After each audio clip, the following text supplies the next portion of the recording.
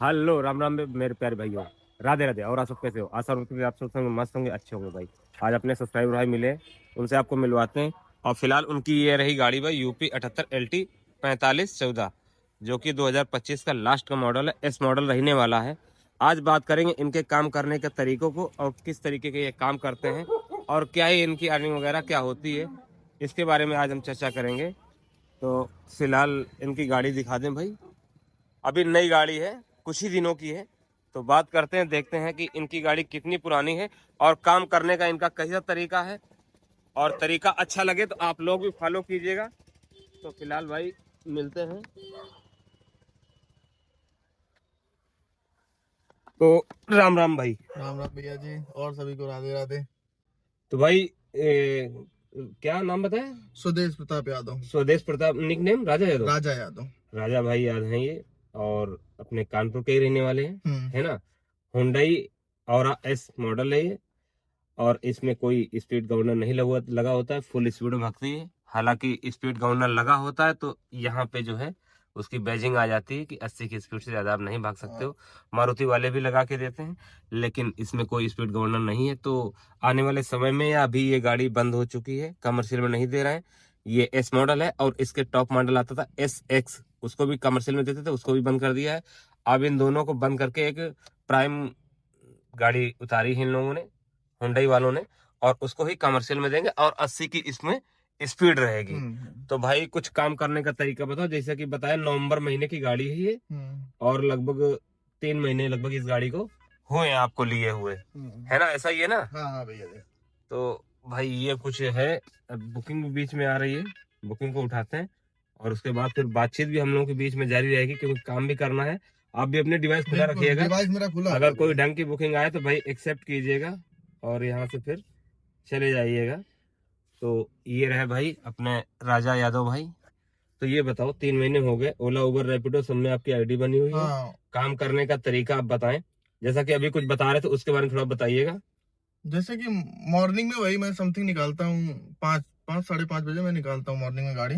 और रात के 9:30-10 बजे तक घर जाते हैं। भाई कम से कम ये लगभग 14 घंटे हो गया, 14-15 घंटे भाई मेहनत करते हैं, और तभी इनकी किस्त आराम से निकल पा रही है। मेरे इस समय काम कम है भाई, किस्त भी निकालना मुश्किल है। बिल्कुल। तो अभी 3 महीने हुए हैं, घर से लेके किस्त नहीं जमा करनी पड़ी, या कमा के जमा नहीं किया? कमा के जमा किया, घर के खर्चे भी अच्छे से चल रहे हैं, भाई कोई अच्छी दिक्कत बात है, नहीं। इन्हीं तरह आप लोग भी सीखो। क्योंकि कुछ लोग जो है क्या करते हैं, हालांकि 1 महीने तो घर में गाड़ी खड़ी रही थी, पेपर वगैरह नहीं मिलते हैं, आईडी वगैरह नहीं बन पाती, ओला उबर में अटैच नहीं हो पाती, तो 1 महीना हो सकता है आप लोगों को किस्त अपनी जेब से देना पड़े। भाई बात सही नहीं सही? बिल्कुल सही आप बात भी है। नवंबर में आप लाए अगर होंगे, गाड़ी निकाल रहे हैं तो 2-3 महीने की किस्त आपको अपने पास बैकअप नवंबर बना में के गाड़ी रखनी लाए थे पड़ेगी। तो दिसंबर से, मतलब एक महीने में भी लगभग पेपर आने में सारा मिल गया, हाँ एक हाँ हाँ। महीना लग गया होगा। बिल्कुल बिल्कुल बिल्कुल। अच्छा, वो एक्सपीरियंस शेयर करो जो अभी बता रहे थे प्राइवेट काम को लेके। हाँ, तो जैसे कि भैया मेरे पास प्राइवेट काम है पर और इस डे समय का। प्राइवेट ही काम कर रहे हो बिल्कुल ज्यादातर, बिल्कुल और बिल्कुल। पार्ट टाइम में अपना ओला उबर रैपिडो चलाते मैं हो? सुबह 5 बजे से लेके 12-1 बजे तक अपना ओला, मतलब ओला तो नहीं चलाता हूँ ज्यादा। हाँ। तो भाई बैठ के वीडियो शूट कर रहे थे, इतनी देर में एक राइड आती है, और कस्टमर फोन नहीं उठा रहा है। समझ लो, मैंने मैसेज में नंबर भी डाला है, लेकिन शायद वो फोन नहीं मिला पा रहा है, या क्या कारण है। और उधर से लिख के भेज रहा है भाई कि भैया थोड़ा जल्दी आ जाइए। ये देखिए, मैंने अपना नंबर वगैरह डाला हुआ है, हालांकि नंबर को थोड़ा सा वो कर देते हैं। तो मैसेज तो कर रहा है, लेकिन फोन नहीं उठा रहा है। तो ऐसी स्थिति में भाई हम नहीं जाएंगे जब तक कि हमारी कस्टमर से बात नहीं हो जाती। नहीं तो कई बार क्या होता है भाई, कि फर्जी बुकिंग होती है, और शायद ये फर्जी ही होगी। चौधरी चरण सिंह एयरपोर्ट की बुकिंग है, कस्टमर मैसेज कर रहा है, फोन पे बात नहीं कर रहा है, तो संभवतः ये कैंसिल ही हो जाएगी। तो चलो इस बात को छोड़ते हैं, अब बात आते हैं राजा भाई के पास। तो भाई राजा भाई, आप ये बताओ, प्राइवेट बुकिंग पे आप ज्यादा ध्यान देते हो, ऑनलाइन बुकिंग पार्ट टाइम करते हो, हाँ इतना कमाते हो कि ईंधन वगैरह निकाला, और जो प्राइवेट की बुकिंग से है वो पूरा अपना सेव होता रहे, बिल्कुल है ना? बिल्कुल। हाँ। तो बुकिंग वो आपको कैसे मिली थी? मतलब डेली बुकिंग कैसे प्राइवेट मिल सकती है किसी को, वो आप वो बताओ। मिलने का कारण, मेरा एक दोस्त था, वो हम्म। जाता वाता होगा उनके यहाँ, तो एक्चुअली एक दिन उस दिन उसकी गाड़ी कहीं बाहर गई हुई थी। अच्छा, उसके पास भी कार है, हाँ, उसके पास भी कार है। और कमर्शियल है, हाँ वो हाँ। बुकिंग में चलाता है। बुकिंग तो में चला। कस्टमर उनके थे, हाँ। उनकी गाड़ी बिजी होने के कारण आपको भेजा। आम को और भेजा। उनकी शर्त क्या थी? उनकी शर्त ये थी कि मेरी बुकिंग नहीं कटनी चाहिए भाई, और मेरा परमानेंट काम है। तो मैं बोला ठीक है भाई, नहीं कटेगी, तुम विश्वास तो रखो। भाई ऐसा उन्होंने इसलिए किया कि बहुत सारे लोगों के पास कस्टमर होते हैं प्राइवेट, और वो दूसरे भाइयों को भेज देते हैं, और दूसरे भाई जाके भाई गंदा काम करते हैं। गंदा काम यह करते हैं, कस्टमर से बोलते हैं सर आप हमको 100 रुपए अगली बार से कम दीजिएगा, आप हमें ही बुलाइएगा। ऐसा वो लोग बोल देते हैं। कस्टमर 100 रुपए के चक्कर में और वो ड्राइवर भाई को भूल जाता है और नए वाले को अपना लेता है। उससे क्या होता है, ड्राइवर भाई का घाटा होता है। इसलिए एक दूसरे को बुकिंग देने में थोड़ा सा हिचकिचाते हैं। इन पे भरोसा था, इनको दिया, इन्होंने भरोसा भी कायम रखा। फिर उसके बाद क्या हुआ बताना रहा। उसके बाद जब मैं उनके यहाँ गया तो उन्होंने मुझसे बोला कि जो भी उनको मेरा बात व्यवहार जो भी मतलब भाई मेरा गाड़ी तो behavior नहीं अच्छा- थी, भाई भी एकदम साफ सुथरा और गाड़ी भी साफ सुथरी। कस्टमर को गाड़ी पसंद आई, बिहेवियर पसंद आया और गाड़ी चलाने का ड्राइविंग स्किल भी उनको अच्छा लगा। हाँ बिल्कुल। ठीक है, फिर उन्होंने मुझसे बोला कि बेटा तुम कल से मेरे यहाँ परमानेंट गाड़ी लगाया करो। तो मैं हम्म। बोला भैया मैं ऐसा नहीं कर पाऊंगा। भाई किसी ने अगर भाई जिसने भेजा वो भी तो मेरा भाई है। बिल्कुल बिल्कुल बिल्कुल। तो मैं कहा भैया मैं ऐसा नहीं कर पाऊंगा, क्योंकि अगर मैं ये करूंगा तो हमारे उसके बीच में विवाद होगा, तो ये चीज अच्छी नहीं लगेगी। तो बोले कि ठीक है मैं पैसा मैं देता हूँ कि वो देगा। तो मैं कहा ठीक है, वो चीज अगर आपको बुलाना हो आप डजन मैटर, पैसा मायने नहीं रखता हाँ भाई। विश्वास भी तो कोई चीज होती है ना। वो चीज वो मैं उनकी बात बता रहा हूँ जो वो बोले। हाँ, कस्टमर जो बोलते हाँ नहीं, कस्टमर से आपको बोलना चाहिए था कि सर ये मैटर नहीं है। तो मैं बोला कि आप अगर आपको बुलाना हो आप उससे कॉल करो, वो मुझको जब नहीं बिल्कुल। होगा भेज देगा। भाई हम थर्ड पार्टी हैं, बिल्कुल सही सेकंड वो हम उसके मार्फत से मिले हैं। तो अच्छा, इसमें एक फायदा भी है भाई। कई बार क्या है, कस्टमर को हम ठीक से रीड नहीं कर पाते हैं। हमसे पहले जो साथ में जा रहा है उसके पास, तो उसको पता है कि कस्टमर का नेचर कैसा है, व्यवहार कैसा है।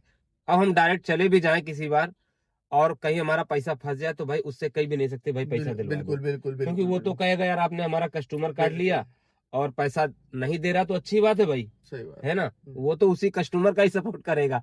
तो इसलिए रिस्क नहीं लेना चाहिए और ड्राइवर भाई के साथ धोखा कभी नहीं करना चाहिए इनकी तरह। और फिर वो रेगुलर कस्टमर। हाँ, पूरी स्टोरी बताओ फिर क्या हुआ। फिर उसके बाद मैं बोला कि भैया अगर मेरे को आपको बुलाना हो तो आप उसे भाई को कॉल कर लेना और वो हमको भेज देगा। ठीक है। फिर दूसरे दिन बोले ठीक है बेटा मैं बात करता हूँ। दूसरे दिन उन्होंने फिर उनको कॉल किया, बोले बेटा वो नई गाड़ी है उसको जरा भेज दो, हमको कहीं पार्टी वाल्टी में जाना है। फिर उसने भेज दिया, बोला कि चले जाओ भाई। फिर हम गए।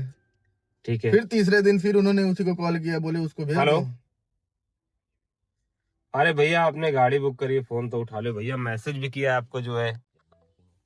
तो भाई बुकिंग अपनी जेन्युइन है, कंटिन्यू ब्लॉग को शूट करते हैं भाई।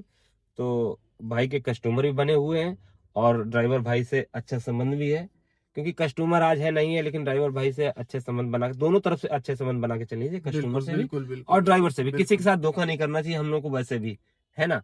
अगर विश्वास ही नहीं रहेगा एक दूसरे के बीच में तो कैसे रोड पे चलेंगे। बिल्कुल सही बात। कोई हेल्प करेगा तो भाई ड्राइवर आदमी हम लोग करेंगे, कमर्शियल गाड़ी है तो एक दूसरे संबंध अच्छे बना के चलने चाहिए। भाई के पास कस्टमर भी, और भाई लगभग 2 महीने से बता रहा है कंटिन्यू हम उनके पास जा रहे हैं और 2000 रुपए का डेली का काम है भाई। तो वो भाई 2000 रुपए डेली का सेविंग करता है और जो ईंधन वगैरह लगता है या अन्य खर्चे होते हैं वो अपना ओला उबर चला के अपना जो है किसी तरीके जो है मेंटेन करता है ये खर्चे वगैरह जो है। हालांकि ओला नहीं चलाता है, उबर ही चलाता है। और दूसरी बात बता दें भाई कि इनकी जो है आईडी इंटरसिटी काफी पहले खुल गई थी, क्योंकि इनकी रेटिंग सही थी।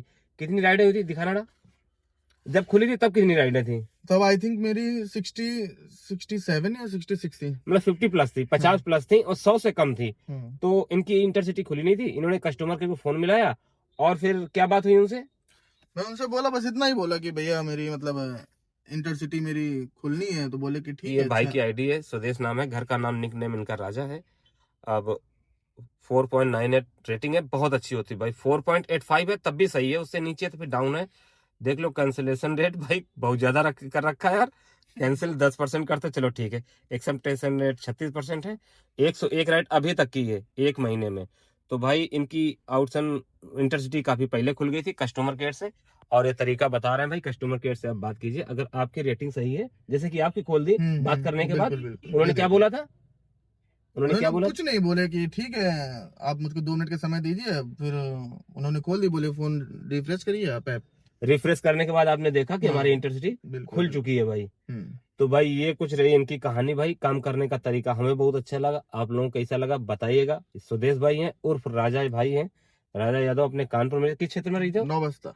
नवस्था में भाई रहते हैं। ये इस कोने में रहते हैं और हम उस कोने में रहते हैं। आज दोनों लोग एक जगह मुलाकात, हालांकि इनकी हमारी फोन पे बातचीत होती थी।